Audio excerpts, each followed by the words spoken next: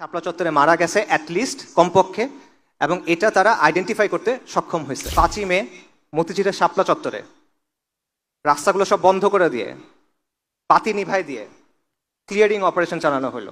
1,57,000 round bullet এবং tear shell সেদিন রাতে ব্যবহার করা হলো।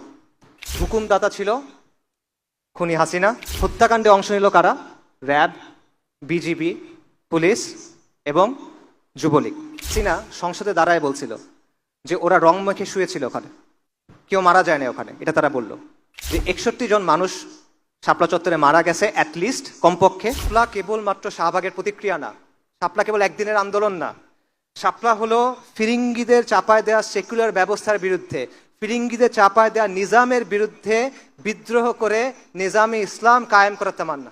5ই অগস্টের কথা চিন্তা করেন, তখন অনেক মানুষের একটা প্রশ্ন ছিল, এই লং মার্চ হবে, সবাই কি আসবে, এই যে হাসিনা সে কি আসলে যাবে? তখন আমি একটা লেখা লিখছিলাম, তখন আমি বলছিলাম এত কিছু চিন্তা করার দরকার নাই। কে ডাক দিল, কে ডাক দিল না, কে কালকে থাকলো, কে কালকে থাকলো না, এগুলো নিয়ে চিন্তা করেন না, রাস্তায় নেমে যান। ইতিহাস সাক্ষ্য দেয় এখানে 550 বছর মুসলিমদের শাসন ছিল, ইনশাল্লাহ এখানে আবার ইসলামী শাসন কায়েম হবে।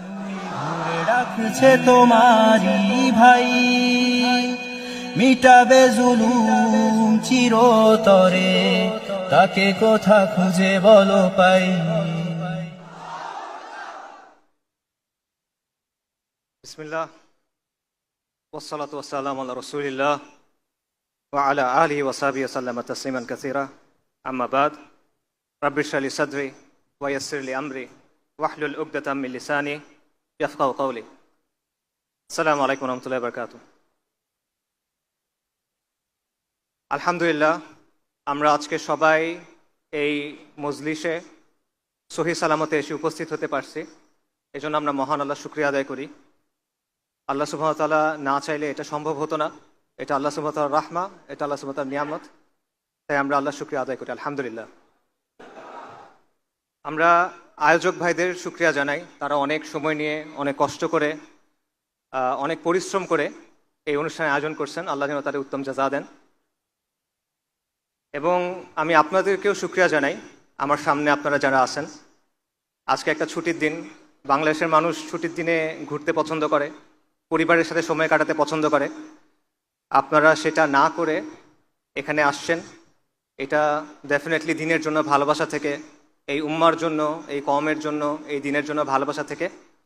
তো আল্লাহ আপনাদের নেক নিয়ত কবুল করেন, আপনাদের উত্তম জাযা দেন। একই সাথে আমি একটা বিষয় একটু যোগ করব, সেটা হলো আমাদের এই অনুষ্ঠানগুলোতে আসা বা এই আয়োজনগুলো যেন শুধুমাত্র একদিনের সাময়িক উত্তেজনা না হয়। ব্যাপারটা যেন এরকম না হয় আমরা এখানে আসলাম, কথা শুনলাম, খুব ভালো গেল, বাসায় ফেরত গেলাম, ভুলে গেলাম। ব্যাপারটা যেন এরকম না হয়, তাহলে কিন্তু আসলে খুব একটা লাভ নাই। রাদার ব্যাপারটা এমন হওয়া উচিত, এই আলোচনাগুলো আমরা আসলাম এবং এখান থেকে আমরা কিছু একটা নিয়ে যেতে পারলাম, এমন কিছু যেটা আমার চিন্তার খোরাক হবে, এমন কিছু যেটা আমাকে আমল করতে উদ্বুদ্ধ করবে, নেক আমল করতে উদ্বুদ্ধ করবে এবং দিনের জন্য কাজ করতে উদ্বুদ্ধ করবে। আমাদের মধ্যে দিনের প্রতি ভালোবাসা আছে, কিন্তু শুধুমাত্র ভালোবাসা থাকলে কিন্তু হবে না। আমাদের দিনের জন্য যে ভালোবাসা আছে এটাকে দিনের প্রতি দায়িত্ববোধে পরিণত করতে হবে। আমাদের মধ্যে দিনের প্রতি জজবা আছে, জজবা খুব ভালো, কিন্তু এই জজবাটাকে দৃঢ় সংকল্পে পরিণত করতে হবে। আমাদের মধ্যে দিনের জন্য আবেগ আছে, সেই আবেগটাকে ডিসিপ্লিনে পরিণত করতে হবে যাতে আমরা দিনের জন্য প্রপারলি কাজ করতে পারি। এবং আমাদের মধ্যে উত্তেজনা আছে, সেটাকে আমাদের কাজে লাগাতে হবে যাতে করে আমরা দিনের জন্য কুরবানি করতে পারি। তো এই ব্যাপারটা শুধুমাত্র আপনাদের কাজ না, এটা আমাদেরও দায়িত্ব আছে, বক্তাদের দায়িত্ব আছে, শ্রোতাদের দায়িত্ব আছে, আয়োজকদের দায়িত্ব আছে। বাট ইন জেনারেল আমি এই কথাটা বললাম এবং আমি দোয়া করি আল্লাহ আজ্জা ওয়া জাল যেন আমাদের এই চেষ্টাটা, আমাদের এই প্রচেষ্টা, আমাদের এই কথা, কষ্ট করে এখানে আসা, এটা কবুল করেন। কারণ মহান আল্লাহ সুবহানাহু ওয়া তাআলা যদি সন্তুষ্ট না হন, আল্লাহ যদি রাজি খুশি না হন, তাহলে আমরা যে কাজকর্ম করতেছি এগুলো আলটিমেটলি কোনো ফলাফল নাই। আর কয়েকদিন পর 5ই মে 2013 সালে শাপলা চত্বরে যে ম্যাসাকার, সেটার 1 যুগ পূর্তি। এটা ডেফিনেটলি একটা গুরুত্বপূর্ণ ঘটনা, এটা ডেফিনেটলি একটা ঐতিহাসিক ঘটনা। তো এটাকে কেন্দ্র করে আমি আলোচনা করার চেষ্টা করব। তবে আমাদের সামনে এরকম গুরুত্বপূর্ণ আরও কিছু তারিখ আছে, যেমন ধরেন 4ই মে 1798 সালে 4ই মে টিপু সুলতান মহীশূরের বাঘ উনি ফিরিঙ্গি কাফেরদের সাথে জিহাদ করতে করতে ইন্তেকাল করছিলেন। আল্লাহ তাকে শহীদ হিসেবে কবুল করেন। ফিরিঙ্গি কাফেরদের সাথে আমাদের যে দীর্ঘ সময়ব্যাপী সংগ্রাম হয়েছে সেটার একটা প্রতীক হলো টিপু সুলতান। আরেকটা গুরুত্বপূর্ণ তারিখ আছে 6ই মে 1831 সালে 6ই মেতে বালাকোটের ময়দানে ইমাম সৈয়দ আহমেদ শহীদ এবং শাহ ইসমাইল শহীদ এবং তাদের জামাতের অনেক মুমিন মুজাহিদ শাহাদাত বরণ করছিলেন। এটা আমাদের সবার অনুপ্রেরণার একটা মূল জায়গা বালাকোট। উপমহাদেশে যতগুলো দিনী ধারা আছে সবগুলো কোনো না কোনোভাবে দেখবেন সৈয়দ আহমেদ শহীদের যে মকবুল জামাত সেটার সাথে তাদের একটা সম্পর্ক আছে। আকাবিরে দেওবন্দ সৈয়দ আহমেদ শহীদের জামাতের সাথে সম্পৃক্ত, আকাবিরে আহলুল হাদিস তারা সৈয়দ আহমেদ শহীদের জামাতের সাথে যুক্ত। ইভেন তাসাউফপন্থী যারা আছেন তাদের মধ্যে যেটা বালাকোটি ধারা, তারা সৈয়দ আহমেদ শহীদের জামাতের সাথে নিজেদের একটা সম্পর্কের কথা বলেন। মাওলানা মওদুদী রাহিমাহুল্লাহ এবং এইরকম যে ধারাটা আছে তারাও কিন্তু সৈয়দ আহমেদ শহীদের যে জামাত এটাকে একটা তাজদিদি আন্দোলন হিসেবে গণ্য করেন এবং এটাকে একটা অনুপ্রেরণা হিসেবে নেন। এমনকি এই উপমহাদেশের যেটা মডার্নিস্ট ধারা, স্যার সৈয়দ আহমেদ খান, আলীগড়ি ধারা, মুসলিম লীগ ইভেন, তারা সবাই কিন্তু সৈয়দ আহমেদ শহীদের যে আন্দোলন সেটা থেকে অনুপ্রেরণা নিয়েছেন। তো এটাও একটা গুরুত্বপূর্ণ তারিখ 6ই মে। আরও একটা গুরুত্বপূর্ণ তারিখ সামনে আছে, এটা হলো 10ই মে। 10ই মে গুরুত্বপূর্ণ কেন? কারণ 1857 সালে এই 10ই মেতে পুরো ভারতবর্ষে হিন্দুস্তানে মহা অভ্যুত্থান হয়েছিল, যেটাকে ব্রিটিশরা সিপাহী বিপ্লব বলে বা সিপাহী বিদ্রোহ বলে। এটা আসলে সিপাহী বিদ্রোহ ছিল না, এটা ছিল ফিরিঙ্গি শাসনের বিরুদ্ধে হিন্দুস্তানের মানুষের, বিশেষ করে মুসলিমদের একটা সশস্ত্র অভ্যুত্থান। তো এটাও আমাদের আজাদির যে সংগ্রাম সেটার খুব গুরুত্বপূর্ণ একটা অধ্যায়। এবং এই সবগুলো তারিখ দেখেন কাছাকাছি পড়ে গেছে, 4ই মে, 5ই মে, 6ই মে, 10ই মে। এবং আমি মনে করি এটা শুধুমাত্র তারিখগুলো কাছে পড়া না, এই ব্যাপারগুলো আসলে একটা আরেকটার সাথে জড়িত। টিপু সুলতানের যে সংগ্রাম, সৈয়দ আহমেদ শহীদের যে সংগ্রাম, 1857 সালের সশস্ত্র অভ্যুত্থান, মহা অভ্যুত্থান এবং শাপলা চত্বরের যে ঘটনা, এই সবগুলো আমি মনে করি একই সুতোয় গাঁথা। শুধু এই ঘটনা না, এরকম আরও অনেক ঘটনা আছে যেগুলো একই সিলসিলার অংশ, এবং এটাই হলো আমাদের আজাদির আন্দোলনের ধারাবাহিকতা, এবং এটা নিয়ে আমার আজকের আলোচনা। তো আমি বলছিলাম যে শাপলা দিয়ে শুরু করব, তাই শাপলার ঘটনা নিয়ে অল্প একটু কথা বলি। আপনারা সবাই জানেন, তাও আমি অল্প কিছু বলি। 2013 সালে শাপলা চত্বরের ঘটনা ঘটে, মতিঝিলে শাপলা চত্বরের ম্যাসাকার ঘটে। বেসিক্যালি আওয়ামী লীগ যুদ্ধাপরাধের বিচারের নামে একটা প্রহসনের ট্রাইব্যুনাল চালু করে। সেখানে বাংলাদেশ জামাত ইসলামের কিছু নেতাকে প্রথমে যাবজ্জীবন কারাদণ্ড দেওয়া হয়। এটার প্রতিবাদে বাংলাদেশে সেকুলারদের সবচেয়ে উগ্র যে অংশটা, তারা শাহবাগে একটা জমায়েত শুরু করে এবং তারা ফাঁসির দাবি করে। এটাকে সমর্থন দেয় কে? আওয়ামী লীগ সরকার। আওয়ামী লীগের ট্রাইব্যুনাল, সেই ট্রাইব্যুনালের রায়, সেটার বিরুদ্ধে প্রতিবাদ হচ্ছে, সেটাকে পৃষ্ঠপোষকতা করতেছে আওয়ামী লীগ। এবং মিডিয়ার মাধ্যমে, সাংস্কৃতিক অঙ্গনের মাধ্যমে ব্যাপক হাইপ তোলা হয়, একটা উন্মাদনা তৈরি করা হয়, এবং পেছন থেকে এখানে সমর্থন দেয় কলকাঠি নাড়ে ভারত। এটা হলো শাহবাগের গণজাগরণ মঞ্চ। হেফাজতুল ইসলামের যে উত্থান, সেটা ঘটে অন্য একটা কারণে। সেটা কি? শাহবাগে তারা নানা ধরনের অশ্লীলতা করে, নানা ধরনের বেহায়াপনা চলে, বাঙালি সংস্কৃতির নামে নানা পৌত্তলিক কার্যক্রম চলে। কিন্তু মূল যে ট্রিগার ছিল সেটা হলো গণজাগরণ মঞ্চের যে অর্গানাইজাররা ছিল, যারা এর আয়োজক ছিল, এদের মধ্যে গুরুত্বপূর্ণ একটা অংশ ছিল ইসলাম বিদ্বেষী, ভয়ঙ্কর রকমের ইসলাম বিদ্বেষী। তারা বিভিন্ন ব্লগে আল্লাহ রসুল সাল্লাল্লাহু আলাইহি ওয়াসাল্লাম, সাহাবায়ে কেরাম রাদিয়াল্লাহু আনহুম আজমাইন এবং আমাদের আম্মা উম্মাহাতুল মুমিনিন রাদিয়াল্লাহু আনহুম আজমাইন, তাদের নিয়ে প্রচণ্ড অশ্লীল কটূক্তি করে। যখন এই গণজাগরণ মঞ্চের আয়োজকদের একজন নিহত হয়, তখন এই বিষয়গুলো সামনে চলে আসে এবং তখন হেফাজতে ইসলামের উত্থান ঘটে। হেফাজতে ইসলাম 13 দফা দাবি নিয়ে সামনে আসে, যার মধ্যে প্রধান দাবি ছিল এই ইসলাম অবমাননাকারীদের শাস্তি এবং ব্লাসফেমি আইন প্রণয়ন। একদিকে সরকারের পৃষ্ঠপোষকতায় গণজাগরণ মঞ্চের আন্দোলন চলতেছে, অন্যদিকে সারা বাংলাদেশের ধর্মপ্রাণ মুসলিমরা সকল ঘরানার তারা হেফাজতে ইসলামের আন্দোলনকে সমর্থন দিচ্ছে। হেফাজতে ইসলামের আন্দোলনের বিভিন্ন কর্মসূচি আসলো। এপ্রিলে লং মার্চ হলো 6 এপ্রিল। তারপর 5ই মে ঢাকা অবরোধ কর্মসূচি ঘোষণা করা হলো। লক্ষ লক্ষ মানুষ আল্লাহ রসুল সাল্লাহ আসলামের ভালোবাসায় ঢাকায় আসলো, তসবিহ হাতে নিয়ে, ইমান বুকে নিয়ে, গামছার মধ্যে মুড়ি বেঁধে, জায়নামাজ নিয়ে, মাথায় টুপি দিয়ে তারা আসলো। কেন আসলো? শান্তিপূর্ণভাবে জমায়েত করতে। কারণ তারা আল্লাহ রসুল সাল্লাহু আলাইহি ওয়াসাল্লামের যে অবমাননা হয়েছে এটা মানতে পারে নাই, এই জন্য তারা আসলো। তাদের সাথে কি করা হইলো? 5ই মে মতিঝিলের শাপলা চত্বরে রাস্তাগুলো সব বন্ধ করে দিয়ে, পাতি নিভাই দিয়ে ক্লিয়ারিং অপারেশন চালানো হলো। 1,57,000 রাউন্ড বুলেট এবং টিয়ার শেল সেদিন রাতে ব্যবহার করা হলো এবং সেখানে একটা ম্যাসাকার হলো। এই ম্যাসাকারের হুকুমদাতা ছিল খুনি হাসিনা এবং এটার মূল পরিকল্পনাকারী ছিল, এই নামগুলো আপনারা এখন সবাই চেনেন, জিয়াউল আহসান, আয়নাঘরের কারিগর যাকে বলা হয়, তারেক সিদ্দিকী, শেখ হাসিনার সামরিক সচিব, এরা। এবং এই হত্যাকাণ্ডে অংশ নিল কারা? র্যাব, বিজিবি, পুলিশ এবং যুবলীগ। সরকার দাবি করলো কেউ মারা যায় নাই। ওই সময় কিছু ছবি ভাইরাল হয়েছিল, আপনারা অনেকে দেখছেন। শাপলা চত্বরে পড়ে আছে শরীরে রক্ত, মানুষ মারা যাওয়ার সময় শরীর কাঁপে, ওরকম কাঁপার কিছু ভিডিও ছিল। এগুলোর ব্যাপারে এগুলো ভাইরাল হয়েছিল। তখন হাসিনা সংসদে দাঁড়ায় বলছিল যে ওরা রং মেখে শুয়েছিল ওখানে, কেউ মারা যায় না ওখানে, এটা তারা বলল। কিন্তু বাংলাদেশের একটা মানবাধিকার সংস্থা অধিকার, তারা একটা ফ্যাক্ট ফাইন্ডিং রিপোর্ট করলো এবং তারা রিপোর্টের পর বলল যে 61 জন মানুষ শাপলা চত্বরে মারা গেছে অ্যাটলিস্ট, কমপক্ষে, এবং এটা তারা আইডেন্টিফাই করতে সক্ষম হয়েছে। এই রিপোর্টটা করার কারণে অধিকারের তৎকালীন যিনি প্রধান ছিল তাকে হাসিনা সরকার জেলে দেয়। তিনি এখন বাংলাদেশের একজন উপদেষ্টা, আদিলুর রহমান সাহেব।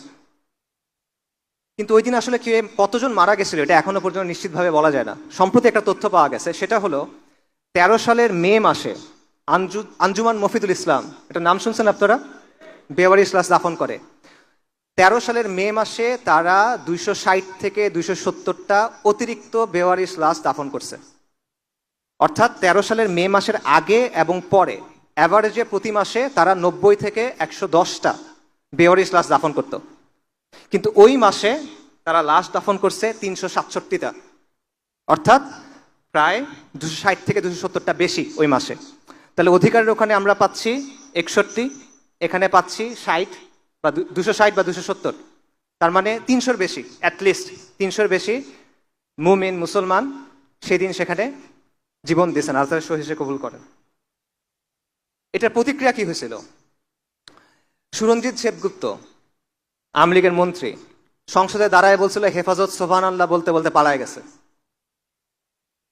বাংলাদেশের পত্রিকাগুলোতে খবর আসছিল ঢাকায় হেফাজতের তাণ্ডব। পত্রিকাগুলো নিউজ করছিল যে হেফাজত নাকি বাইতুল মুকাররমের বইয়ের মার্কেটে ঢুকে কোরআনের মুসহাফে আগুন দিছে। যারা ভিকটিম, এই মিডিয়া তাদেরকে আগ্রাসী হিসেবে প্রেজেন্ট করলো। যারা আল্লাহ রসুল সাল্লাল্লাহু আলাইহি সাল্লামের সম্মানের জন্য আসছিল তাদেরকে অপবাদ দিল তারা নাকি কোরআনে আগুন দিছে, নাউজুবিল্লাহ। এবং এত মানুষের নিয়ে কোনো কথা হইল না, তারা হা হুতাশ করলো কি, ঢাকার রাস্তার ডিভাইডারের উপর যে গাছগুলো লাগানো হয় সেই গাছ কাটা হয়েছিল, তারা এটা নিয়ে হা হুতাশ করলো। 300 জনের বেশি মানুষ মারা গেল, এটা নিয়ে কথা নাই। ঢাকার রাস্তায় গাছ কাটা হয়েছে, এটা নিয়ে তাদের আফসোস। এটা হলো আমাদের দেশের সুশীল সমাজ, এটা হলো আমাদের দেশের মিডিয়া, এটা হলো আমাদের দেশের সাংস্কৃতিক অঙ্গনের বাস্তবতা। এই শহীদদের মধ্যে একজন ছিল বুয়েটের ছাত্র রেহান আহসান। একটা বুয়েটের ছাত্র রাষ্ট্রীয় বাহিনীর গুলিতে মারা গেছে, এটা যদি অন্য কোনো প্রেক্ষাপটে ঘটতো পুরো বাংলাদেশ কেঁপে উঠতো, পুরো বাংলাদেশে আন্দোলন হতো, সবার মুখে মুখে এই কথাটা থাকতো। রেহান আহসানকে নিয়ে কোনো কথা হয় নাই। কেন হয় নাই? কারণ সে ইসলামের জন্য গেছিল এখানে, কারণ সে মুসলিম পরিচয় নিয়ে গেছিল, কারণ সে হুজুরদের সাথে গেছিল, কারণ সে আল্লাহ রসুল সাল্লাল্লাহু আলাইহি ওয়াসাল্লামের শান এবং মানের জন্য, মর্যাদার জন্য সেদিন সেখানে গেছিল এবং প্রাণ দিতে হয়েছিল। হেফাজতের শাপলা চত্বরের এই ঘটনার সিগনিফিকেন্স কি? এটা সিগনিফিকেন্স হলো ১/১১ পর তো হাসিনা মোট ৩ টার্ম ছিল, রাইট? ৩ মেয়াদ সে ছিল। প্রথম মেয়াদের 2টা ঘটনা খুব সিগনিফিকেন্ট। একটা হলো পিলখানার ঘটনা, একটা হলো শাপলা চত্বরের ঘটনা। শাপলা চত্বরের ঘটনার পর হাসিনা এবং আওয়ামী লীগ অনেক বেশি বেপরোয়া হয়ে ওঠে। তাদের মধ্যে একটা আত্মবিশ্বাস জন্মায় না যায় যে কোনো আন্দোলনকে আমরা এভাবে দমন করে ফেলতে পারবো, এবং বিরোধীদের মধ্যেও একটা ভয় ঢুকে যায় যে হেফাজতের মতো যদি আমাদের সাথেও করে। এবং এর ফলে যেটা হলো, আওয়ামী, যেটাকে সবাই আওয়ামী ফ্যাসিবাদ বলে, আমি আওয়ামী জাহেলিয়াত বলি, আওয়ামী জাহেলিয়াত এই শাপলা চত্বরের ঘটনার পর একটা অ্যাডভান্স স্টেজে প্রবেশ করলো। এবং এই সময় যে বাংলাদেশের সমাজ এটা নিয়ে কথা বলে নাই, বাংলাদেশের, বিশেষ করে বাংলাদেশের আরবান মিডল ক্লাস, মানে শহুরে মধ্যবিত্ত শ্রেণী, তারা যে এটা নিয়ে কথা বলে নাই, এটার মাসুল পুরা বাংলাদেশকে দিতে হয়েছে আরো 11 বছর পর্যন্ত, 2024 সাল পর্যন্ত। আজকে 12 বছর পার হয়ে গেছে, এখনো রেহান আহসানদের হত্যার বিচার হয় নাই, এখনো শাপলা চত্বরের গণহত্যার বিচার হয় নাই, অবমাননাও এখন বন্ধ হয় নাই। এখনো রাখাল রাহার মতো অনেক মানুষ আল্লাহ এবং তার রসুল সাল্লাল্লাহু আলাইহি ওয়াসাল্লামকে নিয়ে অবমাননার কথা বলে। এখনো এটা বাংলাদেশে চলতেছে। শাপলাকে কিভাবে দেখা উচিত, শাপলা চত্বরের ঘটনাটাকে কিভাবে দেখা উচিত? এটা দুইভাবে দেখা যায়। এটা একটা দেখার উপায় হলো যে একদিকে শাহবাগে উগ্র সেকুলারদের উত্থান ঘটছিল, এবং এটার প্রতিক্রিয়া হিসেবে বাংলাদেশের রক্ষণশীল যে সমাজ, বাংলাদেশের ধর্মপ্রাণ যে অংশটা, এটার প্রতিক্রিয়া হিসেবে তাদের প্রতিক্রিয়া ছিল হেফাজত ইসলামের আন্দোলন।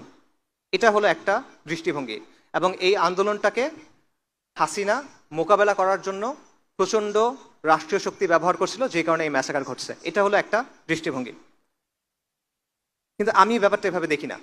আমার কাছে শাপলা একটা সংগঠনের একটা কর্মসূচি না, আমার কাছে শাপলা একটা দিনের একটাও ঘটনার নাম। আমার কাছে শাপলা হলো একটা চেতনার নাম, একটা আদর্শের নাম, এবং একটা স্বপ্নের নাম। শাপলা হলো অনেক লম্বা একটা সংগ্রামের একটা ধারাবাহিকতা, যেটা এখনো শেষ হয় না, যেটা আরো চলবে। শাপলা হলো কুফরি নিজামের বিরুদ্ধে, কুফরি শক্তির বিরুদ্ধে এই কওমের এবং এই জমিনের যে মুসলিমরা আছে, তাদের যেই ক্রমাগত সংগ্রাম, তাদের যে ক্রমাগত আন্দোলন, সেটার একটা ধারাবাহিকতা, যেটা বহু শতাব্দী ধরে চলমান। এবং এটারই একটা অধ্যায় হলো শাপলা চত্বর। এটা আমার মত। এবং এই সংগ্রামটাকেই আমি বলতেছি আমাদের আজাদির সংগ্রাম, এবং এটা নিয়ে আজকে আলোচনা। আজাদির আন্দোলন বা আজাদির সংগ্রাম, এটা দুটো অর্থ হয়। একটা অর্থ হলো প্রচলিত অর্থ, যে স্বাধীনতার আন্দোলন, যে আমাদের 200 বছর ইংরেজদের শাসন ছিল, এরপর আমরা উপমহাদেশের মুসলিমরা বা হিন্দুস্তানের মুসলিমরা তার একটা নিজস্ব রাষ্ট্র পাইছে পাকিস্তান, এটা একটা আজাদি ছিল। 71 সালে বাংলাদেশ হয়েছে, এটা একটা আজাদি ছিল। তারপর হাসিনার আওয়ামী জাহিলিয়াতের পরে 24 সালে হাসিনার পতন হয়েছে, এটাও একটা আজাদি। এটা একটা ব্যাখ্যা আছে, আমি এটা মনে করি না। আমার মতে আমি আজাদি শব্দটা অন্য একটা অর্থে ব্যবহার করতেছি। সেটা হলো, আজাদির আন্দোলন হলো ওই আন্দোলন যেটা এই জমিনের মুসলিমরা শুরু থেকে করে আসতেছে, এবং এই আন্দোলন এখনো শেষ হয় নাই। এই জমিনে মুসলিমদের হিস্ট্রি যদি আপনি দেখেন, তাহলে দেখবেন ক্রমাগত এখানে দুয়াত আসছেন, ক্রমাগত এখানে অলি আউলিয়ারা আসছেন, ক্রমাগত এখানে মাশায়েখরা আসছেন, এবং তারা এখানে মজলুম মানুষের পক্ষে দাঁড়াইছেন। তারা এখানে কুফরি এবং শিরকি শক্তির বিরুদ্ধে প্রতিরোধ গড়ে তুলছেন, দাওয়ার কাজ করছেন, ইসলার কাজ করছেন, জিহাদের কাজ করছেন, এবং এই কন্টিনিউয়াস একটা ধারা আপনি দেখবেন চলমান। আমি মনে করি এইটা হলো আমাদের আজাদির আন্দোলন, কারণ আজাদির অর্থ হলো মুক্তি, রাইট? তো মানুষের মুক্তি কখন আসে? মানুষের মুক্তি কোন সময় আসে? মানুষের মুক্তি আসে যখন সে কুফর এবং শিরকের অন্ধকার থেকে বের হয়ে তাওহীদ এবং ঈমানের আলোতে আসে। এটার বাইরে তো আর কোনো মুক্তি নাই।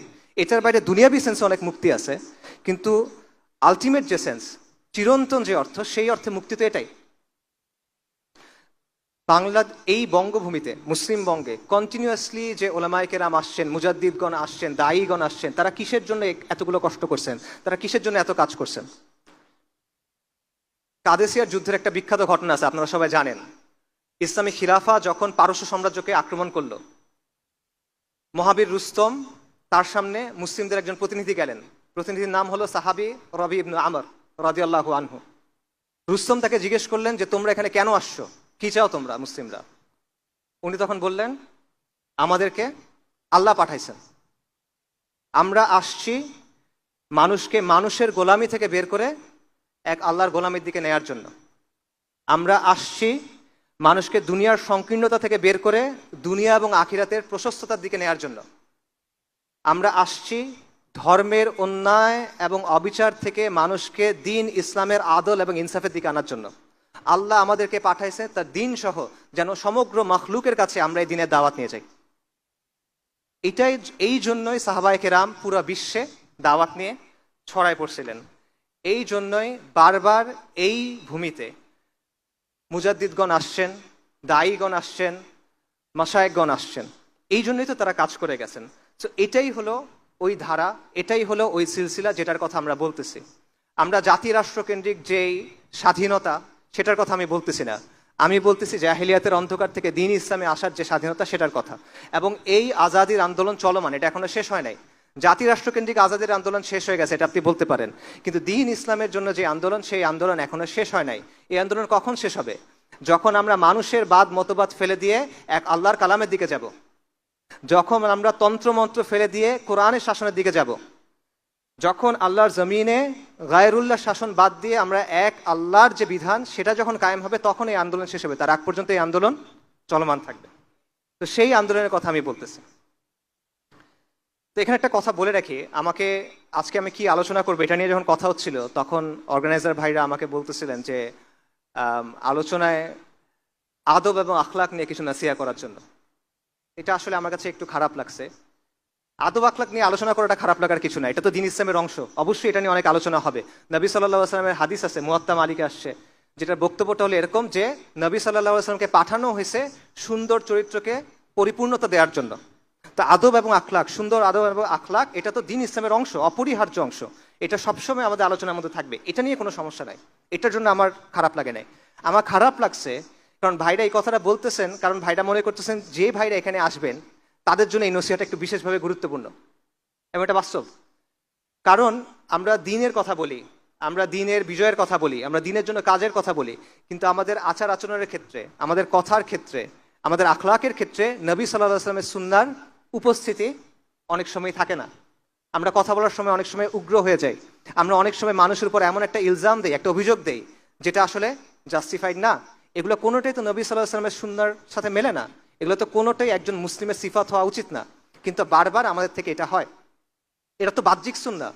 যেভাবে আপনার পোশাক, আপনি পোশাকের মধ্যে সুন্নাহ পালন করার চেষ্টা করতেছেন, আপনার আদব আখলাকের মধ্যে তো এটা থাকার কথা, কিন্তু আনফর্চুনেটলি এটা আমাদের অনেকের মধ্যে থাকে না। এখন আপনারা যুক্তি দিতে পারেন যে আপনি আমাদেরকে এটা বলতেছেন, অমুকরাও তো এরকম করে, তমুকরাও তো করে, ওদের আচরণ আরো খারাপ, ওদের আখলাক আরো খারাপ। হ্যাঁ সত্য, কিন্তু তাতে কি হয়েছে? এটা তো আপনার জন্য দলিল না। আরেকজনের কাজ দিয়ে তো আপনাকে বিচার করা হবে না। আপনার বিচার হবে আপনার জ্ঞান বুদ্ধি অনুযায়ী, আপনার বিচার হবে আপনার ইলম অনুযায়ী, আপনার বিচার হবে আপনার প্রেক্ষাপট অনুযায়ী। আরেকজন একটা ভুল কাজ করলে এটা তো আপনার ভুল করার জন্য দলিল হয়ে যায় না। এই জবাব কি আপনি আল্লাহ সুবহানাহু ওয়া তাআলাকে দিতে পারবেন? অমুক এটা করছিল তাই আমি এটা করছি? তো এই বিষয়টা মাথায় রাখা। আমি আপনাদের আদব আখলাক নিয়ে নাসিহা করবো না আসলে। এটা আপনারা নিয়মতান্ত্রিকভাবে ওলামায়ে কেরামের কাছ থেকে শুনবেন, জানবেন, দেখবেন, দেখে শিখবেন, বই পড়বেন। আমি যেটা করব সেটা হলো আপনাদেরকে আপনাদের যে শেকড়, আপনাদের যে পরিচয়, আপনাদের যে বংশ, সেটা চেনাই দিব। কারণ আমাদের অবস্থাটা হয়েছে, আমরা অনেক রইস ফ্যামিলির মানুষ, আমরা অনেক সম্ভ্রান্ত এক সিলসিলার সন্তান, কিন্তু আমাদের পরিচয়টা আমরা ভুলে গেছি, আমাদের শেকড়টা আমরা ভুলে গেছি, আমাদের বংশ পরিচয়টা আমাদেরকে ভুলায় দেওয়া হয়েছে। এবং আমাদের অবস্থা হয়েছে সবকিছু ভুলে আমরা পথে ঘাটে ঘুরে বেড়াচ্ছি এবং আমাদের আচরণ ওরকম হয়ে গেছে। তো এই কারণে আমি আপনাদেরকে আপনাদের বংশটা, আপনাদের পরিচয়টা, আপনাদের আত্মপরিচয়ের শেকড়টা চেনাই দিব। তারপর আপনারা সিদ্ধান্ত নেবেন আপনার আচরণ কেমন হওয়া উচিত, আপনার কাজ কেমন হওয়া উচিত, আপনার কথা কেমন হওয়া উচিত। আমাদের আজাদির আন্দোলনের ইতিহাস, এটা শুরু কখন?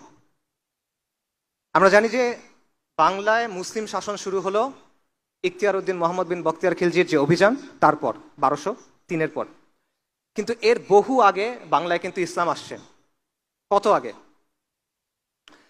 রংপুরে লালমনিরহাটে একটা মসজিদ আছে, সাহাবা মসজিদ বলা হয়। এটা 69 হিজরিতে তৈরি। 69 হিজরি মানে বোঝেন কত আগে? কারবালাতে সাইয়েদিনা হুসাইন রাদিয়াল্লাহু আনহু যখন শহীদ হইলেন, সেটা কত সালের ঘটনা? 61 হিজরি। তার 8 বছর পরে হলো 69 হিজরি। 69 হিজরি মানে সাহাবায়ে কেরাম তখনও দুনিয়াতে আছেন রাদিয়াল্লাহু আনহুম আজমাইন। মুহাম্মদ বিন কাসেম সিন্ধু বিজয় করছেন কখন? উনি বিজয় করছেন 92 হিজরিতে। তারও 23 বছর আগে হলো 69 হিজরি। 4 মাযহাবের যে ইমাম আছেন তাদের মধ্যে সবার আগে জন্মকার ইমাম আবু হানিফা, তার জন্ম কখন? 80 হিজরিতে। 69 হিজরি তার 11 বছর আগের কথা। 69 হিজরিতে এখানে মসজিদ ছিল মানে এখানে মুসলিম ছিল। মসজিদ ছিল মানে ধারণা করা হয় সেই মসজিদের চারপাশে মুসলিম জনপদ ছিল। তাহলে কত আগে থেকে এখানে ইসলাম আছে চিন্তা করেন। ইসলামের শেকড়টা কত পুরনো চিন্তা করেন। আমাদের যে ইসলাম এটা কি নদিয়ার ইসলাম? আমাদের ইসলামের যে শেকড় এটা কি লোকায়ত ইসলামের শেকড়? আমাদের ইসলামের হলো সাহাবায়ে কেরামের ইসলাম, তাবেঈনদের সময়ের ইসলাম। তো আমাদের আজাদির আন্দোলনের শুরুটা সেখানে 69 হিজরিতে অ্যাটলিস্ট, বা তারও আগে যাবে। এবং এই সময়ের পরে মুসলিম শাসন কায়েম হওয়ার আগেও শত শত বছর ধরে বহু দায়ী, বহু মাশায়েখ, বহু অলি আউলিয়া এই জমিনে আসছেন। তারা এখানে দাওয়াতের কাজ করছেন, ইসলাহার কাজ করছেন, সংগ্রাম করছেন, জিহাদও করছেন। এবং এরকম অনেক ঘটনা আপনারা জানেন, এরকম অনেক ঘটনা বাংলায় প্রচলিত আছে। আমি আপনাদের কয়েকটা এক্সাম্পল দিই। যেমন বাবা আদম শহীদের নাম আপনারা অনেকে হয়তো বা শুনবেন, বিশেষ করে বিক্রমপুর, মুন্সিগঞ্জ এই অঞ্চলের মানুষ যারা। তার ব্যাপারে প্রচলিত আছে যে সেন রাজাদের যখন শাসন চলতেছিল তখন তারা মুসলিমদের উপর অনেক বেশি অত্যাচার করত। এই অত্যাচারের খবর জেনে বাবা আদম শহীদ একটা সেনাবাহিনী নিয়ে এখানে আসছিলেন তাদের সাথে ফাইট করার জন্য। এবং সেই যুদ্ধে তিনি শহীদ হয়ে যান। কিন্তু তিনি শহীদ হয়ে যাওয়ার পর পুরো বিক্রমপুরের মানুষ ইসলাম গ্রহণ করে। এটা প্রচলিত আছে। এটা কখনের ঘটনা? এটা হলো 1200 শতাব্দীর ঘটনা। আপনারা হজরত শাহ মাখদুম রহমতুল্লাহ আলাইহি তার কথা জানেন, বিশেষ করে রাজশাহীর মানুষ তার কথা জানবেন। তার হিস্ট্রি কি? তার ব্যাপারে প্রচলিত আছে যে ওই সময়ের যে হিন্দু রাজারা ছিল বা পৌত্তলিক রাজারা ছিল তারা অনেক বেশি অত্যাচার করতো এবং তারা নানা ধরনের পূজা করতো। তারা নরবলি দিত, মানুষকে পূজার জন্য জবাই করতো সহজ ভাষায়। এবং সাধারণ মুসলিমরা খুব পেরেশান ছিল, তাদের সাহায্য করার জন্য শাহ মাকদুম আসছিলেন। তার ব্যাপারে বলা হয় তিনি পদ্মার তীরে একটা কেল্লা তৈরি করছিলেন এবং এই যে মজলুম মানুষ সেখানে এসে আশ্রয় নিত এবং এটার নাম হয়ে যায় মাখদুম নগর। এবং পরবর্তীতে তিনি মুসলিমদের একটা বাহিনী নিয়ে এই রাজাদের বিরুদ্ধে ফাইট করেন। এটা কখনের কথা? এটাও 1200 শতাব্দীর কথা। আপনারা হজরত শাহজালাল রহমতুল্লাহ আলাইয়ের কথা জানেন। তিনি সিলেটে কেন আসছিলেন? রাজা গৌরগোবিন্দ ছিল, তার শাসনামলে একজন মুসলিম তার ছেলের আকিকা করছিল গরু জবাই দিয়ে, বলা হয় তার নাম বুরহান উদ্দিন। এটা যখন রাজা শুনছে ওই ছেলেকে মেরে ফেলছে এবং মুসলিমদের উপর অত্যাচার করা শুরু করছে। এই খবর শুনে সুলতান ফিরোজ শাহ বাহিনী পাঠাচ্ছেন যে একে পরাজিত করার জন্য, কিন্তু পরাজিত হচ্ছে না। তখন হজরত শাহজালাল, হজরত শাহপরান এবং তার সাথে আরো 300 জনের বেশি তারা আসছেন এবং আল্লাহর ইচ্ছায় পরাজিত করছেন। কাজেই আপনি দেখেন যে এরকম আরো অনেক দায়ীগণ বাংলায় আসছেন, দাওয়াতি কাজ করছেন, তারা সাধারণ মানুষের পাশে দাঁড়াইছেন, তারা নানাভাবে নানা বাধার মোকাবেলা করছেন। এবং বাংলায় মুসলিম শাসন প্রতিষ্ঠার অনেক আগেই এইখানে ইসলামের জন্য লড়াই শুরু হয়ে গেছিল, যার প্রমাণ আমি আপনাদের কয়েকটা ঘটনা মাত্র বললাম। যুগে যুগে আউলিয়াগণ, দায়ীগণ, মুজাহিদগণ, মুজাদ্দিদগণ এই লড়াইটা চালায় গেছেন। এটা আমাদের আজাদির আন্দোলনের ধারাবাহিকতা। এবং এই যে তাদের মেহনত, এই যে তাদের কুরবানি, এটার ফলে কি হলো? 1203 সালে ইখতিয়ার উদ্দিন মোহাম্মদ বিন বখতিয়ার খিলজি রাহিমাহুল্লাহ তিনি বাংলা দখল করলেন। তার দখল করাটা এটা হঠাৎ ঘটে যাওয়ার ঘটনা না ভাই।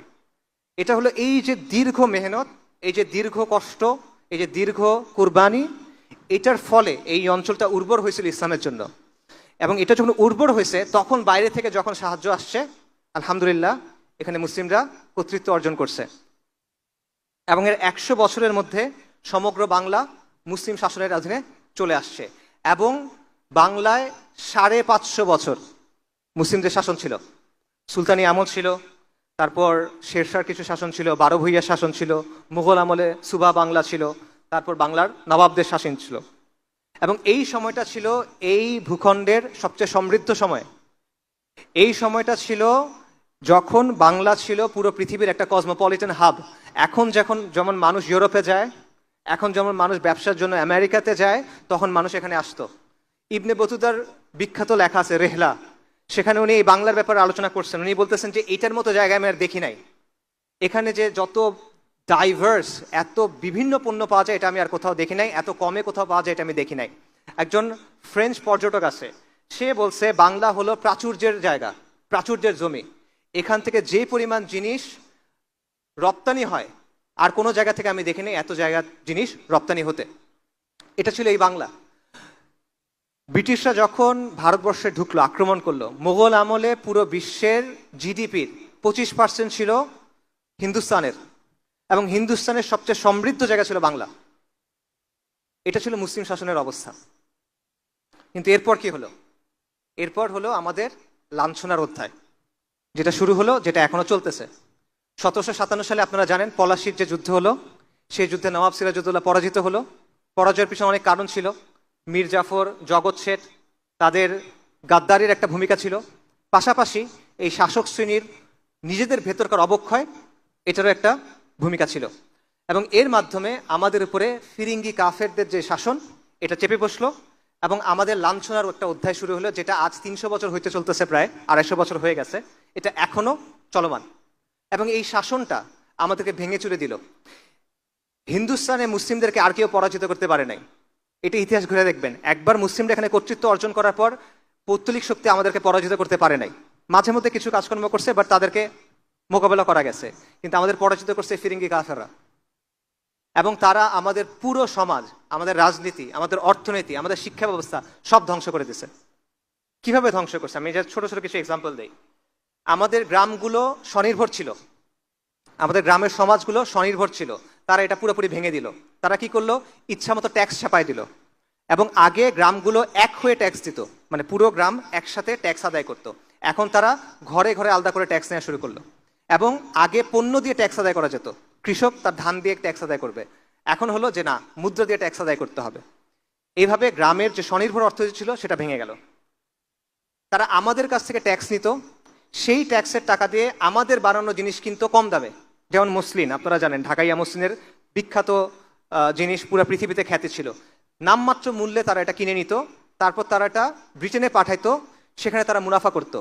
টাকা আমাদের, শ্রম আমাদের, পণ্য আমাদের, মুনাফা ওদের। এটা হলো কোম্পানির শাসনের বাস্তবতা, ইস্ট ইন্ডিয়া কোম্পানির শাসনের বাস্তবতা।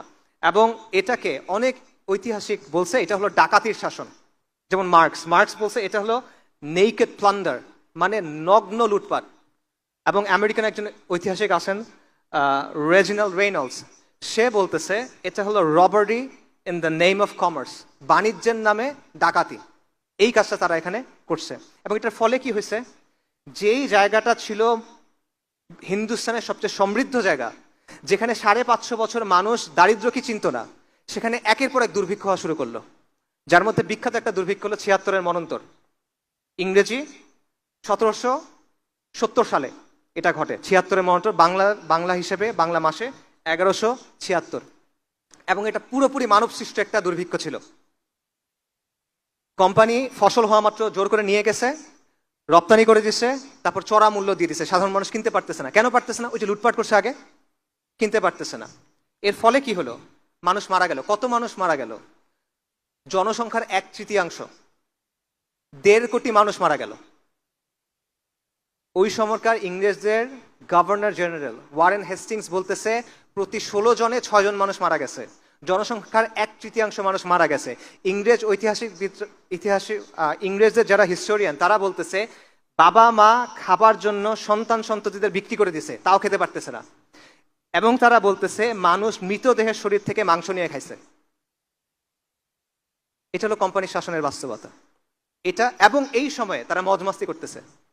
ওয়ারেন হেস্টিংস লিখছে এখানে অনেক দুর্ভিক্ষ হচ্ছে, জনসংখ্যার 1/3 মারা গেছে, 1.5 কোটি মানুষ মারা গেছে, মানুষ লিটারেলি মানুষের মাংস খাচ্ছে, কিন্তু আমরা যথেষ্ট রাজস্ব তুলতে পারছি। 3 বছর আগে যে রাজস্ব তুলছি, এবছর এর চেয়ে ভালো রাজস্ব তুলছি, এটা তারা বলতেছে। আমাদের শিক্ষা ব্যবস্থা তারা ধ্বংস করে দিছে। উইলিয়াম অ্যাডামস নামে এক ইংরেজ ঐতিহাসিক আছে, সে বলছে ইংরেজরা এখানে আসার আগে বাংলাদেশে হিন্দুস্তানে না, বাংলাদেশে 80,000 শিক্ষা প্রতিষ্ঠান ছিল। প্রতি 400 জনের জন্য একটা মাদ্রাসা ছিল। এবং এগুলো সব চলতো ওয়াকফের মাধ্যমে, সরকারের না, ওয়াকফের মাধ্যমে চলতো। কমিউনিটি এগুলোকে চালাতো। ইংরেজরা কি করলো? তারা সমস্ত ওয়াকফ বাজেয়াপ্ত করলো, নিষ্কর ভূমি বাজেয়াপ্ত করলো। তার ফলে আমাদের পুরো যে সামাজিক কাঠামোটা ছিল, আমাদের শিক্ষা প্রতিষ্ঠানগুলো ছিল, এই সব কিছু ভেঙে গেল। মুসলিম যেই মধ্যবিত্ত শ্রেণী এটা নাই হয়ে গেল, রাতারাতি এটা নাই হয়ে গেল, এবং আপনি শিক্ষা অর্জন করতে পারতেছেন না। তারপর তারা কি করলো, তারা রাষ্ট্রীয় কাজে ফার্সি ভাষা ব্যবহার হয়ে আসছে শত শত বছর ধরে, তারা হুট করে সেটা চেঞ্জ করে ইংরেজি করে দিল। মুসলিম তো ইংরেজি পারে না, সে ফার্সি পারে, তো কাজে সে যেতে পারতেছে না, সিস্টেম্যাটিক্যালি এক্সক্লুডেড।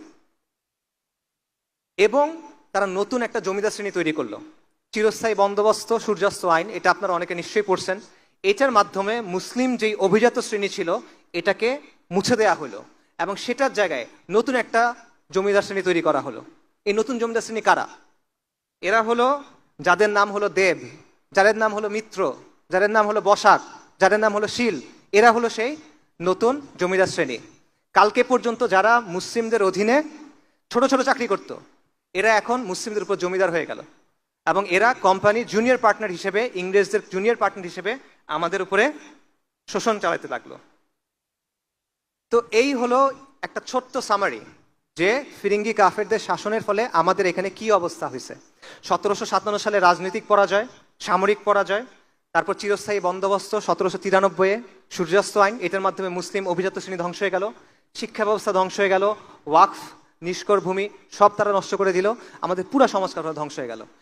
যারা ছিল হিন্দুস্তানের শাসক, যারা ছিল এইখানের কর্তৃত্বের অধিকারী, সম্মান এবং মর্যাদার অধিকারী, তারা অল্প কয়েক দশকের মধ্যে নিরক্ষর, অশিক্ষিত, দুর্বল, লাঞ্ছিত হয়ে গেল।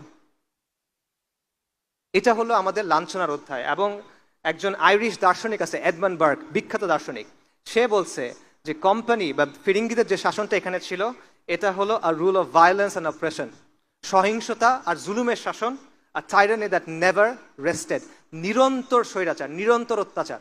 এবং বলছে এটা হলো নেকড়ের শাসন, আ রুল অফ wolves। কিন্তু এখানে আসলে শেষ না, এইখানে আমাদের আজাদির আন্দোলনের নতুন ধারা কিন্তু এই সময়ে শুরু হয়। ইংরেজ শাসনের প্রথম 100 বছরে মুসলিমরা কি করছে? তারা একের পর এক বিদ্রোহ করছে। লর্ড ক্লাইভ, সোকল লর্ড, সে ব্রিটেনে এক চিঠি পাঠাইছে, সেখানে সে বলছে মুসলিমরা সবসময় বিদ্রোহের জন্য প্রস্তুত, যখন তারা মনে করে সাফল্যের একটু সম্ভাবনা আছে তারা বিদ্রোহ করে। আরেক সোকল লর্ড ছিল লর্ড ক্যানিং, সে বলছে যে ব্রিটিশ শাসনের প্রথম 100 বছরে মুসলিম মানে ছিল বিদ্রোহ। হিন্দুরা কিন্তু বিদ্রোহ করে নাই, তারা কিন্তু ব্রিটিশ শাসনকে স্বাগত জানাইছে, কিন্তু মুসলিমরা ক্রমাগত একের পর এক বিদ্রোহ করে গেছে। কিরকম? পলাশির ঘটনা হলো 1757 সালে, এর মাত্র 6 বছর পর 1763 সালে একটা জনযুদ্ধ এই বাংলায় শুরু হয়। আপনারা ফকির মজনু শাহর নাম শুনছেন। ফকির মজনু শাহ যে আন্দোলন শুরু করেছিলেন সেটা হলো পুরো এই বাংলায় ইংরেজ শাসনের বিরুদ্ধে একটা গেরিলা যুদ্ধ। হিস্ট্রি পড়ে দেখেন, এটা ঐতিহাসিকদের কথা, এটা হলো ইংরেজ শাসনদের বিরুদ্ধে একটা গেরিলা যুদ্ধ। অল্প কয়েক হাজার মানুষের তারা শুরু করছিল। তারা প্রথম আক্রমণ করছিল ঢাকাতে, ইংরেজের একটা কুঠিতে, তারপর এটা পুরো বাংলায় ছড়ায় পড়ে, এবং এক পর্যায়ে এই তাদের বাহিনীতে 50,000 মানুষ হয়ে যায়।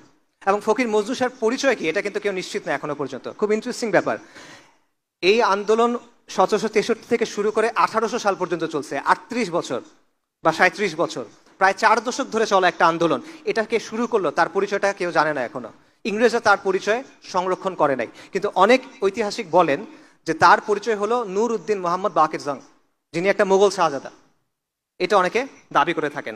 এবং এই সময়ে অনেকগুলো বিদ্রোহ ঘটলো যেগুলো একই সাথে জড়িত, যেমন ত্রিপুরাতে শমশের গাজীর বিদ্রোহ, সন্দ্বীপে আবু তোরাবের বিদ্রোহ, মোমেন শাহিতে করম শাহের বিদ্রোহ, এবং একের পর এক এরকম বিদ্রোহ চলতে থাকে কন্টিনিউয়াসলি 3 দশক।